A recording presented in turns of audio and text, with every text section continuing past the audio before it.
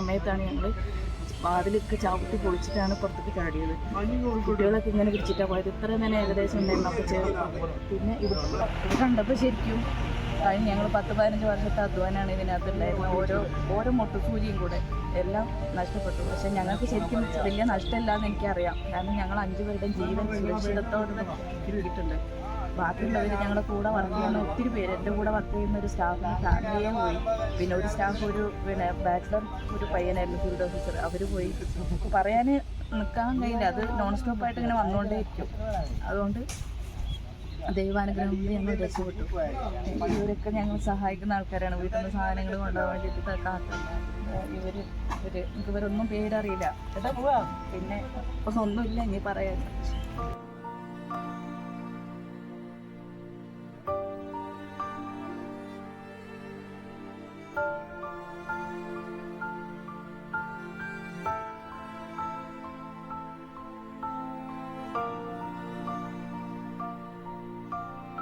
ഈ പ്രളയ മുഖത്തേക്ക് ജനങ്ങൾ വളരെ ചെരുപ്പിട്ടും എല്ലാവരും ബുദ്ധിമുട്ടിയിരിക്കുന്ന സമയത്ത് പെട്ടെന്ന് തിരുവനന്തപുരത്ത് നിന്ന് ഇസ്കോൺ എന്ന കമ്പനിയുടെ ഗൺകൂട്ടം കൊണ്ടുവന്ന് ഇവിടെ വിതരണം ചെയ്യുകയും ഒരുപാട് ആൾക്കത് വളരെ ഗുണമാവുകയും ചെയ്തിട്ടുണ്ട്. അത് ആൾക്കാർ അറിഞ്ഞു വരുമ്പോഴേക്കും തന്നെ അത് തീർന്നു. വീണ്ടും ആൾക്കാർ വന്ന് ചോദിക്കുകയാണ്. അപ്പോൾ ബാക്കിയുള്ളത് അവർ അവിടെ കുറച്ച് സാധനങ്ങളവിടെ ബാക്കി വെച്ചിട്ടുണ്ടെന്ന് പറയുന്നു. ഈ സമയത്ത് ഇത് കിട്ടിയത് വളരെ ഉപകാരമാണ്.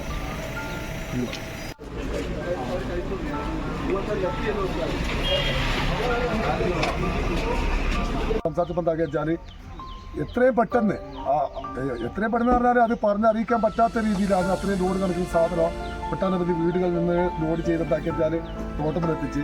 അപ്പോൾ കിട്ടാവുന്ന വണ്ടികൾ ഏതെങ്കിലും നോക്കുന്നേരം വണ്ടിക്ക് ഇവിടെ ചാവാൻ വന്നപ്പോൾ ഹരേ കൃഷ്ണ എന്ന് പറയുന്ന ഒരു സംഘടന ഇവിടെ ഭക്ഷണമായിട്ട് വന്നായിരുന്നു. അതുപോലെ തന്നെ ഇതിൻ്റെ കാണുന്ന ബൂട്ട് അതുപോലെ സാധനങ്ങളായിട്ട് വന്നതായിരുന്നു.